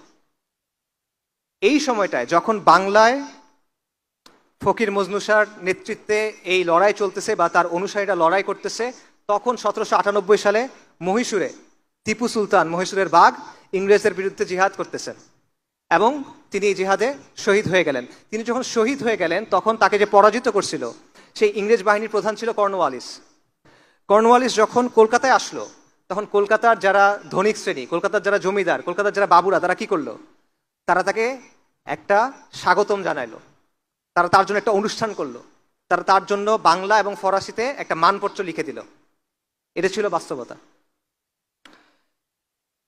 এরপর শুরু হয় উপমহাদেশের বা হিন্দুস্তানের সম্ভবত সবচেয়ে শক্তিশালী যে তাজদিদের ধারা, সেটা হলো শাহ ওয়ালিউল্লাহ মুহাদ্দিস দেহলভী রাহিমাহুল্লাহ, তার শুরু করা তাজদিদ। এটা শুরুটা হলো দিল্লিতে। দিল্লিতে একটা ছোট মাদ্রাসা ছিল, মাদ্রাসার রাহিমিয়া। এই মাদ্রাসার প্রতিষ্ঠাতার নাম হলো শাহ আব্দুর রাহিম। আপনারা ফতোয়া আলমগীরির নাম শুনছেন? ফতোয়া হিন্দিয়া, এটা একটা কমিটি তৈরি করছিল, সংকলন করছিল। এই কমিটিতে শাহ আব্দুর রাহিম ছিলেন এবং তার মাদ্রাসা ছিল মাদ্রাসার রাহিমিয়া। এই মাদ্রাসার যে প্রতিষ্ঠাতা শাহ আব্দুর রহিম, তার ছেলের নাম হলো শাহ ওয়ালিউল্লাহ মুহাদ্দিস দেহলভী রাহিমাহুল্লাহ। বলা হয় উনি হলেন শেখুল ইসলাম ইবনু তাইমিয়া এবং ইমাম আল গাজ্জালির মিক্স, এবং এই মিক্স খালি উপমহাদেশে সম্ভব, আর কোথাও আসলে সম্ভব না। তো উনি তাজদিদের একটা ধারা শুরু করলেন, উনি ইলমি একটা ধারা শুরু করলেন। তার ছেলে হলো শাহ আব্দুল আজিজ মুহাদ্দিস দেহলভী রাহিমাহুল্লাহ। 1803 সালে তিনি একটা ফতোয়া দিলেন। এই আলোচনা আমি অন্য জায়গাতেও করছি, আপনারা শুনছেন নিশ্চয়ই, অন্যদের কাছেও শোনার কথা, বিখ্যাত ঘটনা। 1803 সালে তিনি একটা ফতোয়া দিলেন, সেটা হলো ইংরেজদের শাসন, ফিরিঙ্গিদের যে শাসন, এই শাসনটা যেহেতু ইসলাম এখানে নাই, তাহলে ভারতবর্ষ হিন্দুস্তান এখন দারুল হার্ব, ফিকের দৃষ্টিতে এটা দারুল হার্ব। শাহ আব্দুল আজিজের এই ফতোয়া তখন অনেকেই গ্রহণ করে নিল, এবং শাহ ওয়ালিউল্লাহ মুহাদ্দিস দেহলভীর যে তাজদিদের ধারা, শাহ আব্দুল আজিজ রাহিমাহুল্লাহর যেই ফতোয়া, এটার ফলাফল হলো তরিকায়ে মুহাম্মাদিয়া আন্দোলন বা জিহাদ আন্দোলন। এটা এই নামে পরিচিত, জিহাদ আন্দোলন। ইংরেজরা এটাকে বলে ভারতবর্ষের ওয়াহাবি আন্দোলন, কিন্তু এটা আসল নাম হলো তরিকায়ে মুহাম্মাদিয়া। ইমাম সাইয়্যেদ আহমেদ শাহিদ, আপনারা তার নাম শুনছেন, তিনি এই আন্দোলন শুরু করলেন। ওনার জন্ম হলো 1786-তে। উনি একজন কুরাইশি হাশেমি পরিবারের থেকে, হাশেমি বনু হাশেমের থেকে, এবং উনি আলেম ছিলেন না। উনি একজন যোদ্ধা ছিলেন, উনি একজন আবেদ ছিলেন, উনি একজন জাহিদ ছিলেন, এবং ওনার ব্যাপারে যত বর্ণনা আছে এটা শুনে মনে হয় যে উনি একজন ওয়ালি ছিলেন আল্লাহ। উনি একটা জামাত তৈরি করলেন, যে জামাতটার নাম হলো তরিকায়ে মুহাম্মাদিয়া, এবং তাদের উদ্দেশ্য ছিল ভারতবর্ষ, হিন্দুস্তানে মুসলিমদের জন্য একটা ভূখণ্ডে ইসলামী শাসন কায়েম করা। তাদের স্লোগান ছিল এলায়ে কালেমা রাব্বুল আলামিন ইহিয়া সুনানে সাইয়্যিদুল মুরসালিন। আল্লাহ রাব্বুল আলমের কালেমাকে উঁচু করা, নবী সাল্লাল্লাহু আলাইহি ওয়াসাল্লামের সুন্নাহকে জীবন্ত করা। উনি পুরা ভারতবর্ষে সফর করে বেড়ালেন। 1812 সালে একবার, 1821-এর পরে একবার, পুরো ভারতবর্ষে সফর করলেন। এবং সফর করে উনি মানুষকে তাওহীদ, ঈমান, সুন্নাহ শিক্ষা দিলেন, এবং কুফর, শিরক, বিদআ, জাহিলিয়াত থেকে ফেরত আসার জন্য আহ্বান করলেন। এটা প্রথমবার, প্রথম সফরের সময় পুরো ভারতে একটা নেটওয়ার্ক তৈরি হলো। পরের বার যখন গেলেন তখন বায়াত নিলেন। আগের বার বায়াত ছিল তরিকায়ে মুহাম্মাদিয়ার বায়াত, পরের বারে বায়াত ছিল জিহাদের বায়াত। এবং এই তরিকায়ে মুহাম্মাদিয়া আন্দোলন পরবর্তীতে 1831 সালে, একটু আগে বলতেছিলাম, 6 মে বালাকোটের প্রান্তরে শিখদের সাথে লড়াইয়ে তিনি সাইয়্যেদ আহমেদ শহীদ শহীদ হয়ে যান। শাহ মোহাম্মদ ইসমাইল রাহিমাহুল্লাহ, তিনিও শহীদ হয়ে যান। কিন্তু এই আন্দোলনের প্রভাবটা এরপরে থেকে যায়। আমি একটু আগেই বলছি, উপমহাদেশের যতগুলো দিনী ধারা আছে এগুলো কোনো না কোনোভাবে এই তরিকায়ে মুহাম্মাদের সাথে যুক্ত। আকাবিরে দেওবন্দ, আকাবিরে আহলুল হাদিস, সবাই এটার সাথে যুক্ত।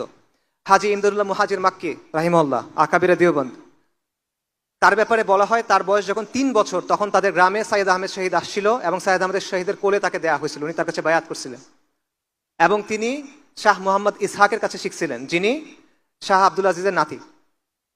উপমহাদেশে আহলে হাদিসদের যারা বড় ব্যক্তি, 2 জন বড় ব্যক্তি আছে, সৈয়দ নাজির হোসেন দেহলভী এবং নওয়াব সিদ্দিক খান ভূপালী বা কান্নৌজি। এনারা সবাই সাইয়্যেদ আহমেদ শহীদের দ্বারা প্রভাবিত। উপমহাদেশের যে কারামত আলী জৈনপুরী রাহিমাহুল্লাহ, তার নাম আপনারা শুনছেন, ওনারা সাইয়্যেদ আহমেদ শহীদের খলিফা। সবগুলো ধারা এটার দ্বারা প্রভাবিত, এবং তারা তাজদিদের একটা ধারা চালু করলেন। এবং এটা বাংলাদেশেও ছিল। বালাকোটে বাংলাদেশের মুজাহিদ শহীদ হয়েছেন, সাইয়্যেদ আহমেদ শহীদের কাছে বাংলাদেশের মানুষ বায়াত করছে। তিতুমির রাহিমাহুল্লাহ, বাংলার না, তিনি সাইয়্যেদ আহমেদ শহীদের খলিফা ছিলেন। তিনি সাইয়্যেদ আহমেদ শহীদের সাথে হজে গেছিলেন, এবং সাইয়্যেদ আহমেদ শহীদের একজন বিখ্যাত খলিফা ছিলেন মাওলানা ইনায়েত আলী। উনি বাংলাদেশের এই যে উত্তরবঙ্গের যে এরিয়াটা, এখানে এসে দীর্ঘ সময় দাওয়া করছেন। এবং বাংলাদেশের যে মানুষ, বাংলাদেশের ছোট ছোট গ্রামের মানুষ, তারা মুষ্টি বলতো, এটা ছোট ছোট করে চাল দিত, প্রত্যেক ঘর থেকে চাল দিত। কেন? ওনারা জিহাদ করবেন, এই জিহাদের জন্য আমরা এটা দিচ্ছি। বাংলাদেশের মা বোনেরা তারা তাদের অলংকার দিত, কেন? মুজাহিদদের জন্য এটা দাও। এবং বাংলাদেশের ঘরের গরু বাছুর বিক্রি করে তারা মুজাহিদদের জন্য এটা দিত। ডেইলি স্টারের যে সম্পাদক আছে মাহফুজ আনাম সাহেব, তার বাবা আবুল মনসুর আহমেদ, তার একটা বই আছে আমার দেখা রাজনীতির 50 বছর। ওই বইয়ের প্রথম চ্যাপ্টারে দেখবেন ওনারা সাইয়্যেদ আহমেদ শহীদের জামা, তাদের যে জামা, এই জামার কিছু গান ছিল, নাশিদ ছিল, সেই একটা নাসির ওই বইয়ের একদম শুরুতে উনি লিখছেন, কারণ ওনাদের গ্রামে এটা প্রভাব ছিল তখনও। এটা হলো সৈয়দ আহমেদ শহীদের আন্দোলনের প্রভাব। তার জামাতে বিখ্যাত বাঙালি কয়েকজন সদস্যের নাম আমি বলি। একজন হলো মাওলানা ইমাম উদ্দিন আল বাঙ্গালী, নোয়াখালীর বিখ্যাত মানুষ, ওয়ারেস আলী বাঙ্গালী, নূর মোহাম্মদ নিজামপুরি আল বাঙ্গালী, এনারা সবাই সৈয়দ আহমেদ শহীদের জামার মধ্যে ছিলেন। তিতুমিরের কথা আপনারা সবাই জানেন। তিতুমির রাহিমাহুল্লাহ বাংলায় এসে এই দাওয়াতটা শুরু করছিলেন। বাংলার তখন মুসলমানদের অবস্থা কি? মুসলমানরা তখন ধুতি পরে, মুসলমানদের নাম হিন্দুদের মতো, মুসলমানদের নামের শুরুতে শ্রী যোগ করে, পূজার জন্য মুসলমানদের কর দিতে হয়, মসজিদ বানাতে হলে হিন্দুদের গিয়ে কর দিতে হয়, এরকম একটা অবস্থা। এবং মুসলমানরা হিন্দুদের অনুকরণ করতেছে সবকিছুর মধ্যে। এই অবস্থায় তিতুমির রাহিমাহুল্লাহ এসে কোরআন সুন্নাহর দাওয়াত দিলেন, কুফর শিরক বিদা ফাহিশার বিরুদ্ধে দাওয়াত দিলেন। এবং তিনি মুসলিমদের বললেন যে তোমাদের নাম এরকম হইতে হবে, তোমরা ধুতি বন্ধ করে এই পড়ো, লুঙ্গি পড়ো। এই বিষয়গুলো তারা তখন করলেন এবং তার চারপাশে বিরাট একটা জামাত তৈরি হয়ে গেল। এবং যখন জামাত তৈরি হয়ে গেল তখন এই হিন্দু জমিদাররা তার বিরোধিতা করলো, তাদের বিরুদ্ধে অ্যাটাক করা শুরু করলো। এবং তখন নারিকেল বাড়িয়াতে একটা বিরান মসজিদ ছিল, সেইখানে তারা একটা কেল্লা তৈরি করলো, যেটার নাম হলো বাঁশের কেল্লা। এবং খণ্ড খণ্ড যুদ্ধ হলো, যেখানে তারা ইংরেজ আর্মিকেও পরাজিত করলো। 1830 নভেম্বর থেকে 1831 নভেম্বর পর্যন্ত 24 পরগনা এবং নদিয়ার বিশাল এলাকা তিতুমির রাহিমাহুল্লাহ যে জামাত দখল করে রাখছিল। এবং তিনি সেখানে ইসলামী শাসন কায়েম করছিলেন। তিনি নিজেকে বাদশা ঘোষণা করছিলেন এখানে। এবং ওখানে কাজী ছিল, ওখানে ইসলামী শরিয়া অনুযায়ী আদালত ছিল, বিচার হইতো। পরবর্তীতে 1831 সালে 19 নভেম্বর বাঁশের কেল্লায় ইংরেজদের বিশাল বাহিনী আসলো। ফজরের পর আক্রমণ হলো। তিতুমির রাহিমাহুল্লাহ তার সন্তান সহ, তার জামাত সহ শহীদ হয়ে গেলেন। তার বাহিনীর সেনাপতি ছিল গোলাম মাসুম, তার ভাগ্নে। তাকে ইংরেজরা বলল যে তুমি মাফ চাও, ক্ষমা চাও, তোমাকে ছেড়ে দিব। উনি বলেন আমরা ফিরিঙ্গি কাফেরদের কাছে মাফ চাইবো না। তখন ওনাকে ওইখানে ফাঁসি দেয়া হলো। এবং তখন ইংরেজ বাহিনীর এক মেজর বলতেছিল যে আমরা আজকে জিতছি, কিন্তু আজকে যারা প্রাণ দিছে সে তার নিজের ধর্মের জন্য যুদ্ধ করছে এবং সে তার দেশের জন্য যুদ্ধ করছে, এবং তারা মহাপুরুষ। ইংরেজরা এটা বলতেছে। এটা হলো আমাদের আজাদির আন্দোলনের ধারা। এটা হলো আপনার পূর্বপুরুষ ভাই। হাজী শরীয়তুল্লাহর আন্দোলন, ফরাজি আন্দোলন নিয়ে আমি দীর্ঘ আলোচনা করছি অন্য জায়গায়, এখানে অত কথা বলবো না। ফরাজিদের অবস্থা সেম ছিল, বাংলার অবস্থা একই রকমের ছিল। একই রকমের কুসংস্কার, একই রকমের বেদা, একই রকমের শিরকি প্রথা বাংলার মধ্যে ঢুকে গেছিল। পার্থক্য হলো তরিকায়ে মুহাম্মাদিয়া এবং তিতুমির সরাসরি লড়াই শুরু করছেন, কিন্তু হাজী শরীয়তুল্লাহ এটা করতে পারেন নাই। তারা প্রথমে সমাজের মধ্যে দাওয়াতি কাজ করছেন, ইসলাহি কাজ করছেন, মানুষকে দিনের দিকে ডাকছেন। পরবর্তীতে তারা আন্দোলন সংগ্রাম করছেন। কিরকম? তারা কর দেন নাই, অসহযোগ আন্দোলন করছেন। তারা নীলকরদের কুঠি ঘেরাও করছেন। তারা কৃষক বিদ্রোহ করছেন। তারা খাসমহল দখল করে নিছেন। এবং তারা কি করছেন? তাদের যে অঞ্চল ছিল, যেই অঞ্চলে তাদের নিয়ন্ত্রণ ছিল, সেখানে তারা শরিয়া অনুযায়ী বিচার করতেন। অর্থাৎ ব্রিটিশ শাসনের অধীনে থেকে তারা নিজস্ব একটা ছায়া শাসন ব্যবস্থা গড়ে তুলছিলেন। এটা হলো ফরাজি আন্দোলনের অবস্থা। এবং ফরাজি আন্দোলনের স্লোগান ছিল যে তারা বলছিল যে জমিন যার, লাঙ্গল যার, জমিন তার। এবং তাদের স্লোগান ছিল যে সৃষ্টি যার, আইন তার। এগুলো তাদের স্লোগান। এবং এই যে তরিকায়ে মুহাম্মাদিয়া যে আন্দোলন, জিহাদ আন্দোলন, তিতুমির রাহিমাহুল্লাহ যে আন্দোলন, হাজী শরীয়তুল্লাহ যে আন্দোলন, এগুলো সব এক সুতায় গাথা। এবং এটা কিরকম ছিল যে ফরাজি আন্দোলনের প্রভাব ছিল বাংলার পূর্ব দিকে এবং দক্ষিণ দিকে, আর তরিকায়ে মুহাম্মাদিয়া যে আন্দোলন, এটার প্রভাব ছিল উত্তর এবং পশ্চিমবঙ্গে। এবং এই দুটো মিলে পুরো বাংলা কাভার হয়ে যায়। এবং ইংরেজরা এই দুটাকে একই মনে করতো, এই জন্য তারা দুটাকে বলতো ওয়াহাবি আন্দোলন, যদিও এই দুটার মধ্যে কিছু পার্থক্য ছিল। এরপর হলো ওলামায়ে সাদিকপুর। এটা হলো সৈয়দ আহমেদ শহীদের আন্দোলনের সবচেয়ে সক্রিয় যে ধারা, সেটা হলো ওলামায়ে সাদিকপুর। সৈয়দ আহমেদ শহীদ 1831 সালে শহীদ হয়ে গেলেন। তার দুজন বিখ্যাত খলিফা ছিলেন, একজনের নাম একটু আগে বলছি, মাওলানা উইলায়াত আলী এবং মাওলানা ইনায়াত আলী রাহিমাহুমুল্লাহ। তারা হলেন পাটনার সাদিকপুরের একটা সম্ভ্রান্ত পরিবারের সন্তান, আলেম ছিলেন তারা। তারা 1840 সালের দিকে ঠিক করলেন যে না, এই ফিরিঙ্গিরের বিরুদ্ধে আমরা আবার জিহাদ শুরু করব। এবং তারা পুরো ভারতে আবার নেটওয়ার্ক করে তুললেন। তারা যুদ্ধ শুরু করলেন কোথায়? ওয়াজিরিস্তানে, সিত্তানায়। আর তাদের দাওয়াতি কেন্দ্র ছিল পাটনায়। আর তারা পুরো হিন্দুস্তান থেকে মানুষকে, অর্থকে সেখানে পাঠাতেন। এবং বাংলায় তাদের দাওয়াতি কাজ ছিল, বিশেষ করে মাওলানা ইনায়াত আলী রাহিমাহুল্লাহ এই বাংলার উত্তরবঙ্গে তাদের ব্যাপক কাজ ছিল। এবং 1845 থেকে শুরু করে প্রায় 30 বছর ক্রমাগত তারা ব্রিটিশদের বিরুদ্ধে ফাইট করে গেছেন। ব্রিটিশরা তাদের পরাজিত করার জন্য একের পর এক বাহিনী পাঠিয়েছে, পরাজিত করতে পারে নাই। এবং তারা বলছে এরা হলো হিন্দুস্তানে আমাদের শাসনের জন্য একটা চিরস্থায়ী হুমকি, পরাজিত করতে পারেনি তাদেরকে। এবং বাংলায় যেটা বললাম, তরিকায়ে মুহাম্মদিয়ার যে আন্দোলন, মাওলানা উলামায়ে সাদেকপুরের যে আন্দোলন, সেটার অবস্থান ছিল এবং তাদের এখানে দাওয়াতি কাজকর্ম ছিল, যেটার প্রভাব এখনো বিদ্যমান। এবং শেখ ডক্টর আসাদুল্লাহ গালিব, তার একটা থিসিস আছে, সেখানে তিনি বলতেছেন যে মাওলানা ইনায়েত আলী দাওয়াতের কারণেই এই অঞ্চলগুলো এখন আহলে হাদিস, কারণ তাদের মধ্যে প্রোটো আহলে হাদিস কিছু ব্যাপার ছিল। একটা ইন্টারেস্টিং বিষয় হলো, মাওলানা ইনায়েত আলী ওয়াজিরিস্তানে জিহাদ করছেন, জিহাদ আন্দোলনকে তিনি অর্গানাইজ করছেন। আবার তিনি বাংলায় ছিলেন, বাংলায় দাওয়াতি কাজ করছেন, কিন্তু বাংলায় কিন্তু তারা জিহাদ করেন নাই। ফরাজি আন্দোলন বাংলায় জিহাদ করে নাই, কিন্তু তারা ওয়াজিরিস্তানে এবং বালাকোটে সাহায্য পাঠাইছে, তিতুমিরের কাছে সাহায্য পাঠাইছে। এটা কেন? এটার সুনির্দিষ্ট কোনো উত্তর জানা যায় না। তবে এটার একটা ব্যাখ্যা হইতে পারে এরকম, যে ওইখানের যে বাস্তবতা, সিত্তানার যে বাস্তবতা, দুর্গম অঞ্চল, পাহাড়ি অঞ্চল, সীমান্তবর্তী অঞ্চল, ওইখানকার মানুষ হলো গোত্রীয় মানুষ, যোদ্ধা মানুষ। এই বাস্তবতাগুলো এখানে ছিল না, যেই কারণে এখানে তারা দাওয়াতি কাজ করছেন কিন্তু লড়াই করেন নাই। আল্লাহু আ'লাম। এরপর হলো 1857 সালের মহা অভ্যুত্থান, যেটাকে ইংরেজরা সিপাহী বিপ্লব বলে। এটা সিপাহী বিপ্লব না, এটা হলো ইংরেজ শাসনের বিরুদ্ধে একটা অভ্যুত্থান, একটা সশস্ত্র অভ্যুত্থান ছিল এটা, যেটা ব্যর্থ হয়েছিল। কিন্তু এই অভ্যুত্থানের পেছনে মূল, এটা একটা জাতীয় অভ্যুত্থান ছিল, এখানে হিন্দুরাও অংশগ্রহণ করছে, শিখরাও অংশগ্রহণ করছে, এটা সত্য। কিন্তু এখানে মূল চালিকা ছিল মুসলিমরা, এটা ব্রিটিশ ঐতিহাসিকরা স্বীকার করে। এবং তরিকায়ে মুহাম্মদিয়ার যেই নেতারা ছিলেন, তারা এখানে ব্যাপক ভূমিকা রাখছেন। যেমন মাওলানা উলায়াত আলী হায়দ্রাবাদের যে মুসলিম সেনারা ছিল, সৈনিকরা ছিল, তাদের উদ্বুদ্ধ করছিল যে তোমরা এদের বিরুদ্ধে বিদ্রোহ করো। এবং এভাবে অন্যান্য নেতারা পাঞ্জাব এবং মাদ্রাসায় এভাবে উদ্বুদ্ধ করছিল। মাওলানা আহমদুল্লাহ শাহ নামে একজন মানুষ ছিলেন রাহিমাহুল্লাহ, তিনি ইন্ডিয়া ঘুরে ঘুরে মুসলিমদের কাছে বয়ান করতেন যে এই ফিরিঙ্গি কাফেরদের বিরুদ্ধে আমাদের জিহাদ করতে হবে, এরা আমাদের উপর অনাচার করতেছে, এরা আমাদের উপর কুফর চাপায় দিছে, এদের বিরুদ্ধে আমাদের জিহাদ করতে হবে। এবং এই কারণে তার মাথার উপরে 50,000 রৌপ্য মুদ্র পুরস্কার ঘোষণা করা হয়েছিল, যে মাওলানা আহমদুল্লাহর মাথা এনে দাও, তাকে 50,000 রূপা দেওয়া হবে, রৌপ্য মুদ্রা দেওয়া হবে। এবং শেষ পর্যন্ত তাকে শহীদ করে দেওয়া হয়। এবং এই কারণে 1857 যে অভ্যুত্থান, এটা যখন ব্যর্থ হলো, তখন সবচেয়ে বেশি শাস্তি দেওয়া হয়েছিল কাদের? ওলামায়ে কেরামদের। শুধুমাত্র দিল্লিতে 500 ওলামায়ে কেরামকে ফাঁসি দেওয়া হয়েছিল, এবং হাজার হাজার ওলামায়ে কেরাম এবং ছাত্রদের, তলেবুল ইলমকে হত্যা করা হয়েছিল।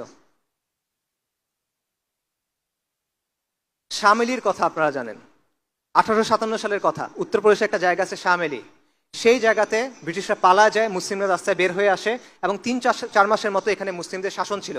এই শাসনের সামগ্রিক নেতৃত্বে কে ছিল? হাজি ইমজাজুল্লাহ মুহাজির মাক্কি রাহিমাহুল্লাহ। এবং সেইখানে যোদ্ধাদের নেতৃত্বে কে ছিল? মাওলানা কাসেম নানুতুবি রাহিমাহুল্লাহ। এবং সেখানে কাজী ছিল, কাজী কে ছিল? রশিদ আহমেদ গঙ্গোহী রাহিমাহুল্লাহ। এই নামগুলো পরিচিত লাগে? এরা কারা? আকাবিরা দেওবন্দেরা। এর পরবর্তীতে ওনারা গিয়ে 1866 সালে দেওবন্দ আন্দোলন শুরু করেন, দেওবন্দ মাদ্রাসা, দারুল উলুম দেওবন্দ প্রতিষ্ঠা করেন। তারাও এই সময়ে ইসলামী শরিয়া কায়েম করার চেষ্টা করছিলেন। তো এই হলো আমাদের আজাদির আন্দোলনের ধারার একটা সংক্ষিপ্ত সামারি। সংক্ষিপ্ত বলছে, এটা আরো লম্বা আলোচনা করা সম্ভব। সাহাবা মসজিদ থেকে শুরু করে শাহ মখদুম, শাহজালাল থেকে শুরু করে শাহ ওলিউল্লাহ, মজনু শাহ থেকে শুরু করে তিতু মীর, হাজি শরীয়তুল্লাহ থেকে শুরু করে হাজি ইমদাদুল্লাহ, সাইয়দ আহমেদ শহীদ থেকে শুরু করে ইনায়েত আলী রাহিমাহুমুল্লাহ। এটা হলো আমাদের উত্তরাধিকার, এটা হলো আমাদের সিলসিলা, এটা হলো আমাদের আদর্শ, এটা হলো আমাদের পরিচয়। আপনারা এই সিলসিলার মানুষ।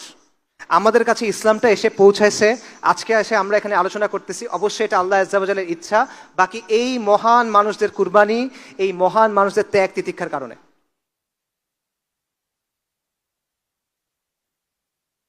আমি একটা বিষয়ে অনেক সময় চিন্তা করি, সেটা হলো নারিকেল বাড়িয়ায় বাঁশের কেল্লা যে শেষ লড়াইটা হয়েছিল, এটা হয়েছিল ফজরের পর, ফজরের নামাজের পর। কিন্তু রাতেই ফিরিঙ্গিরা বাঁশের কেল্লা ঘিরে ফেলছিল। আমি যেটা চিন্তা করি সেটা হলো, এই লড়াইটার আগে তিতুমির রাহিমাহুল্লাহ কি চিন্তা করতেছিলেন? তিনি তো বুঝে ফেলছেন যে লড়াই করতে হবে, শাহাদাতের সংকল্প করে ফেলছেন। তখন উনি কি চিন্তা করতেছিলেন? ফজরের নামাজে দাঁড়ানোর আগে উনি কি চিন্তা করতেছেন? এটা আমার প্রায় মনে হয়, শাহাদাতের কথা যেহেতু আসছে, ডেফিনেটলি উনি আল্লাহর কথা চিন্তা করছেন, আল্লাহ দিদারের কথা চিন্তা করছেন, আখেরাতের কথা চিন্তা করছেন, কবরের সওয়াল জবাবের কথা চিন্তা করছেন, হাউজে কাউসারের কথা চিন্তা করছেন, নিশ্চিতভাবে, অবশ্যই। বাট এর বাইরে আর কি চিন্তা করছেন তিনি কি ভবিষ্যতের কথা ভাবছেন কিনা? তিনি কি চিন্তা করছেন কিনা যে তাদের যে কোরবানি এটা কিভাবে ভবিষ্যৎ প্রজন্মকে প্রভাবিত করবে? তিনি কি এটা ভাবছেন কিনা যে তারা যে রক্ত দিচ্ছেন, তারা রক্ত দিবেন, কিন্তু এই রক্তের স্রোত শতাব্দী থেকে শতাব্দীতে প্রভাবিত হবে। এই রক্তের স্রোত, এই রক্তের ঋণ প্রজন্ম থেকে প্রজন্মান্তরে থেকে যাবে, এটা উনি ভাবছিলেন কিনা? আমাদের শরীরে এই রক্ত, আপনি এই রক্তের উত্তরাধিকারী, এবং এই রক্তের ঋণ আমাদের শোধ করতে হবে। এটা হলো আপনার পরিচয় ভাই। আপনি এই সিলসিলার অংশ। আমরা এটা ভুলে কোথায় আছি এখন?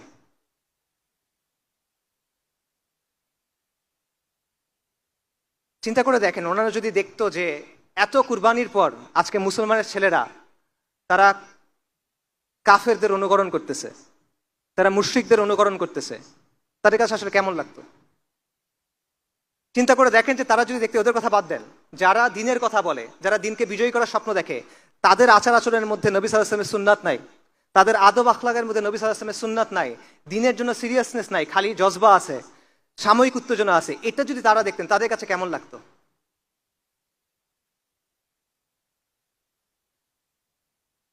আপনারা অনেক সম্মানিত, অনেক মর্যাদাবান একটা পরম্পরার অংশ। আমরা অনেক মর্যাদাবান একটা সিলসিলার অংশ। আমরা অনেক বড় গৌরবের উত্তরাধিকারী, কিন্তু এটা আমরা বুঝি না, এটা আমরা উপলব্ধি করি না।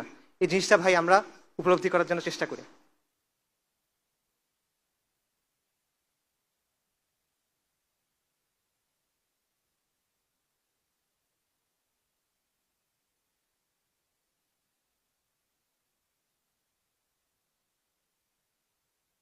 শাপলার কথায় ফেরত আসি। আমি বলছিলাম যে শাপলা আমার কাছে কোনো একক সংগঠনের কোনো কর্মসূচি না, শাপলা একদিনের বিষয়ও না। আমি মনে করি শাপলা একটা চেতনার নাম, শাপলা একটা স্বপ্নের নাম। শাপলা হলো নবী সাল্লাল্লাহু আলাইহি ওয়াসাল্লামের ভালোবাসায়, তার শান এবং মর্যাদার জন্য নিজের জান কুরবান করার জুনুন, এটা হলো শাপলা। শাপলা হলো আল্লাহর জমিনে আল্লাহর দিন কায়েম করার তামান্না। শাপলা হলো তাওহীদের ভিত্তিতে সমাজ এবং সভ্যতা নির্মাণের সংকল্প। শাপলা হলো আমাদের আজাদির আন্দোলনের ধারাবাহিকতা। এবং এই চেতনা নতুন না, আমি আপনাদের নতুন কোনো কিছুর কথা বলতেছি না। এই চেতনা এই মুসলিম বঙ্গে বারবার ফিরে ফিরে আসছে, এক একবার এক এক চেহারায়, এক একবার এক এক রূপে এটা আত্মপ্রকাশ করছে। কখনো শাহ ওলিউল্লাহ মুহাদ্দিস দেহলভী তাজদীদে, কখনো তরিকায় মুহাম্মাদিয়া জিহাদে, কখনো তিতুমিরের বাঁশের কেল্লায়, কখনো হাজী শরীয়তুল্লাহ সামাজিক আন্দোলনে। বারবার এই চেতনা ফিরে ফিরে আসছে। এই চেতনা ফিরে আসছে 1857 মহা অভ্যুত্থানে, এই চেতনা ফিরে আসছে আকাবিরে দেওবন্দের আন্দোলনে, উলামায়ে সাদিকপুরের জিহাদে। এই চেতনা চালিত করছে মাওলানা মওদুদীকে, এই চেতনা চালিত করছে মাওলানা ইসরার আহমেদকে, এই চেতনা চালিত করছে মাওলানা আব্দুর রহিমকে এবং তাদের প্রকল্পকে, এবং এই চেতনা আলোকিত করছে শাইখুল হাদিস মুফতি আমিনী আল্লামা আহমেদ শফি তাদের কাজকে রাহিমাহুমুল্লাহ। এই চেতনা বারবার ফিরে আসছে, কখনো হয়তোবা দুর্বল হয়ে, কখনো হয়তোবা সীমাবদ্ধ হয়ে, কখনো হয়তোবা ত্রুটি নিয়ে, কখনো হয়তোবা মুমূর্ষ হয়ে, কিন্তু এই চেতনা কখনো হার মানে নাই।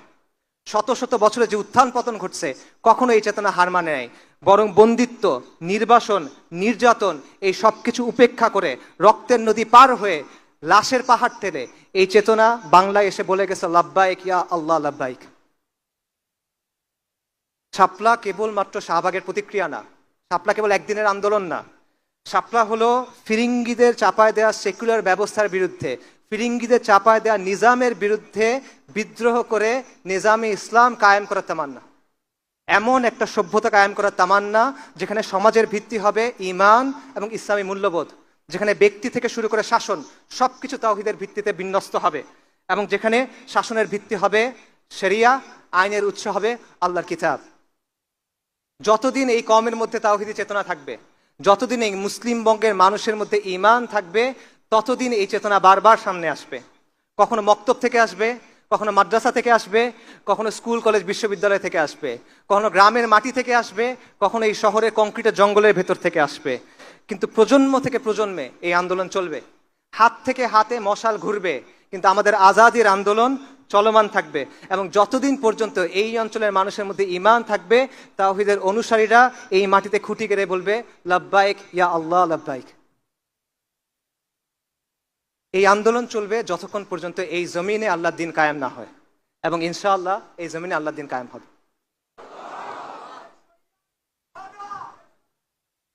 আমরা আমাদের কমকে গালি দেই যে বাঙালিদের দিয়ে কিছু হবে না, কিন্তু হয়তো এই যে হিস্ট্রি বললাম, হয়তো দিল্লি সালতানাতের সময় বাংলাদেশের নাম ছিল বুলগাকপুর, বাংলার নাম ছিল বুলগাকপুর। বুলগাকপুর মানে বিদ্রোহের শহর, যে যারা এখানে আসে বিদ্রোহ করে কিছুদিন পর পর। এটা এখানের হিস্ট্রি। আর একটা ইতিহাসটা আমি আপনাদের বললাম, রিসেন্ট হিস্ট্রি দেখেন। 47-এর সময় পাকিস্তান আন্দোলনের সবচেয়ে আগে যোগ দিয়েছে এখানকার মানুষ। 69-এর গণ অভ্যুত্থান, 90-এর গণ অভ্যুত্থান, 24-এর গণ অভ্যুত্থান, 13 সালের জাগরণ, অ্যাভারেজে প্রতি 20 বছর পর পর এখানে অভ্যুত্থান হয়। হিস্ট্রি এটা। আবার হবে এখানে অভ্যুত্থান, নিশ্চিত এটা হবে, লিখে রাখেন। আরেকটা জায়গা দেখেন, এরকম উদাহরণ দেখান আমাকে, এরকম একটা জায়গার উদাহরণ দেখান যেখানে বারবার এরকম হয়, পাবেন না। আবার হবে এখানে অভ্যুত্থান, এবং পরিবর্তন সম্ভব। আল্লাহ আমাদের চোখের সামনে দেখা দিয়েছেন পরিবর্তন সম্ভব, কিন্তু এখানে আমাদের কাজ করতে হবে। আমরা কাজ না করলে হবে না।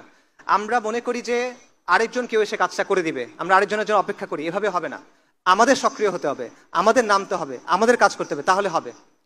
5ই অগস্টের কথা চিন্তা করেন, তখন অনেক মানুষের একটা প্রশ্ন ছিল, এই লং মার্চ হবে, সবাই কি আসবে, এই যে হাসিনা সে কি আসলে যাবে? তখন আমি একটা লেখা লিখছিলাম, তখন আমি বলছিলাম এত কিছু চিন্তা করার দরকার নাই। কে ডাক দিল, কে ডাক দিল না, কে কালকে থাকলো, কে কালকে থাকলো না, এগুলো নিয়ে চিন্তা করেন না। রাস্তায় নেমে যান, আপনি আগায় যান, ইনশাল্লাহ ইতিহাস হয়ে যাবে। আলহামদুলিল্লাহ ইতিহাস হয়ে গেছে। আমরা যখন নামি, আমরা যখন কাজ করি, তখন পরিবর্তন হয়ে যায়, এটা বাস্তবতা। কিন্তু যদি আমরা সত্যিকারের পরিবর্তন চাই, এরকম পরিবর্তন না যেগুলো হয়ে আসছে, প্রকৃত পরিবর্তন চাই, তাহলে আমাদের দীর্ঘমেয়াদী পরিকল্পনা করতে হবে। ওই যে বললাম, আমাদের দিনের জন্য ভালোবাসা আছে, এটাকে দায়িত্বে পরিণত করতে হবে। জজবা আছে, এটাকে দৃঢ় সংকল্পে পরিণত করতে হবে। উত্তেজনা আছে, এটাকে সুশৃঙ্খল কাজে পরিণত করতে হবে, তা না হলে হবে না। সো এই জমিনে, এই শহরে আবার একদিন অভ্যুত্থান হবে, ইন্তিফাদা হবে, লিখে রাখেন ইনশাআল্লাহ। কিন্তু সেটাকে আমরা বিপ্লব পর্যন্ত নিয়ে যাব কিনা, এটা নির্ভর করবে আমাদের উপরে। আমরা যদি দিন ইসলামের ভিত্তির উপরে প্রস্তুতি গ্রহণ না করি, আল্লাহ প্রেক্ষাপট তৈরি করে দিবেন, নিশ্চিত থাকেন, আমি বারবার বলছি নিশ্চিত থাকেন, আল্লাহ প্রেক্ষাপট প্রস্তুত করে দিবেন। কিন্তু আপনি যদি প্রস্তুতি গ্রহণ না করেন, আরো 10টা অভ্যুত্থান হবে, আরো 10 লাখ মানুষ জীবন দিবে, কিচ্ছু হবে না। আমাদের রক্ত দিয়ে ইতিহাস লেখা হবে, কিন্তু আমরা ওই ইতিহাসে আমাদের নাম থাকবে না, যেরকম আমাদের এখন থাকে না। এটা হলো বাস্তবতা। তো এটা একটা লম্বা পথ, এটা একটা দীর্ঘ পথ, এবং এটা হলো এমন পথ যেই পথের ধারে অনেক রথী মহারথী পড়ে থাকে, কঠিন পথ। এই পথে হাঁটবেন কিনা এটা আপনারা চিন্তা করেন, নিজেকে প্রশ্ন করেন, সিদ্ধান্ত নেন। ওই যে বললাম, আলোচনাগুলো যেন এমন হয়, আয়োজনগুলো যেন এমন হয়, বাসায় গিয়ে যেন কিছু নিয়ে যেতে পারেন, নিজেকে যেন প্রশ্ন করতে পারেন, নিজেকে প্রশ্ন করেন এই পথে আপনি যেতে চান কিনা, এই পথে আপনি আগাতে চান কিনা। এই কথাটা মনে থাকবে, নিজেদের শেকড়ের কথা মনে থাকবে, এই সিলসিলার কথা মনে থাকবে। অনেকে বলে যে আসিফ আদনান তরুণদের মাথা নষ্ট করতেছে। কিভাবে করতেছে? সে তার আদর্শ প্রচার করার মাধ্যমে তরুণদের মাথা নষ্ট করতেছে। এইটা হলো আমার আদর্শ। এই যে বললাম, এটা আমার আদর্শ। আমাদের আজাদির আন্দোলনের যে ধারাবাহিকতা, এটা আমার আদর্শ, আর কোনো কিছু না। আমি এখানে দাঁড়ায় যেটা বলি, আমি দরজার পেছনে একই কথাই বলি। আপনাদের মাথা নষ্ট হয়েছে? যদি আজকের পরে আপনাদের ভাইকে কখনো তুলে নিয়ে যায় কোনো গোয়েন্দা সংস্থা, তখন এই কথাগুলো মনে থাকবে? কোনটা মনে থাকবে, আমার কথা নাকি আমার কথাগুলা? আমাকে মনে না থাকলে সমস্যা নাই, হাসবুনাল্লাহু ওয়া নি'মাল ওয়াকিল। কথাগুলো যেন মনে থাকে, কারণ এইটা আমাদের অতীত, এইটা আমাদের ভবিষ্যৎ, এটা আমাদের বর্তমান। এই যে ধারাবাহিকতা, এটা আমাদের ডেস্টিনি। এটা ছাড়া আমাদের কোনো মুক্তি হবে না ভাই, সম্ভব না। ইতিহাস সাক্ষ্য দেয় যে এই জমিনে 1000 বছর ধরে ইসলাম আছে। ইতিহাস সাক্ষ্য দেয় এই জমিনের মানুষ শতাব্দীর পর শতাব্দী ইমানের জন্য সংগ্রাম করে গেছে। ইতিহাস সাক্ষ্য দেয় এখানে 550 বছর মুসলিমদের শাসন ছিল, ইনশাল্লাহ এখানে আবার ইসলামী শাসন কায়েম হবে। আমাদের আজাদির আন্দোলন পূর্ণতা পাবে ইনশাআল্লাহ, এবং এই দিনকে বিজয়ী করা, এটা আমাদের ম্যানিফেস্ট ডেস্টিনি। আমাদের আর কোনো পারপাস নাই এই দিনকে বিজয়ী করা ছাড়া। আমাদের পেছনে কারা দাঁড়ায় আছে? এইটা একটা কাফেলা, এই কাফেলার পেছনে কারা দাঁড়ায় আছে বলেন? শাহ ওয়ালিউল্লাহ, শাহ জালাল, সাইয়্যেদ আহমেদ শহীদ, তিতুমির, শরীয়তুল্লাহ, মাওলানা উলায়াত আলী, মাওলানা ইনায়াত আলী, আকাবিরে দেওবন্দ, তারা আমাদের পেছনে দাঁড়ায় আছেন। আর এই কাফেলার শেষ মাথা কোথায় বলেন? এই কাফেলার শেষ মাথায় কারা দাঁড়ায় আছে? আল মালহামাতুল কুবরার যে বরকতময় কাফেলা, সেটা দাঁড়ায় আছে আপনার সামনে। আমাদের সামনে এই রাস্তা কোথায় গিয়ে শেষ হয়েছে? আল মাহাদি আল মুনতাজারের যে আবির্ভাব, সেখানে গিয়ে শেষ হয়েছে। সাইয়েদানা ঈসা ইবনে মারইয়াম আলাইহিমুস সালাতু ওয়াস সালাম, তার যে আবির্ভাব, সেখানে গিয়ে এটা শেষ হয়েছে। এই আন্দোলন চলমান থাকবে। আর প্রতিশ্রুতি আল্লাহ দিছেন সাফল্যের। এই প্রতিশ্রুতি গ্রহণ করেন, এই দায়িত্ব গ্রহণ করেন। শাপলা চত্বরের রক্ত আপনাদেরকে ডাকে, বালাকোটের রক্ত আপনাদেরকে ডাকে, বাঁশের কেল্লার রক্ত আপনাদের ডাকে, সিত্তানার রক্ত আপনাদেরকে ডাকে, পলাশির রক্ত আপনাদের ডাকে, বদর, উহুদ, খন্দক, মুতার যে রক্ত, সেটা আপনাকে ডাকে। এই রক্তের সাথে গাদ্দারি করেন না। এই রক্তের দাবি পূরণ করতে হবে, এই রক্তের ঋণ আমাদের পূরণ করতে হবে। এটা মুসলিম বঙ্গ, আমরা মুসলিম। আল কোরআন আমাদের মুক্তির মহাসনদ। আমি আপনাদেরকে ডাকতেছি, আপনারা ওই ইতিহাসের সৈনিক হন যেটা আমাদের বিজয়ের দিকে নিয়ে যাবে। আপনারা ওই সভ্যতা নির্মাণের সৈনিক হন যেটা আমাদের বিজয়ের দিকে নিয়ে যাবে। আপনারা এই পথে আসেন। আল্লাহ আপনাদের মহা সাফল্যের প্রতিশ্রুতি দিয়েছেন। আমার প্রতিশ্রুতি না, আল্লাহ আজ্জা ওয়া জাল্লা আমাদের প্রতিশ্রুতি দিয়েছেন। উলাইকা হিজবুল্লাহ, আলা ইন্না হিজবুল্লাহি হুমুল মুফলিহুন। ওয়া মা আলাইনা ইল্লাল বালাগ। আসসালামু আলাইকুম ওয়া রাহমাতুল্লাহ।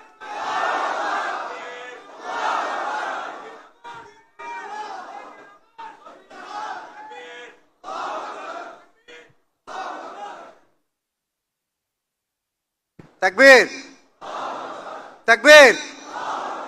तेरा मेरा रिश्ता क्या, तेरा मेरा रिश्ता क्या?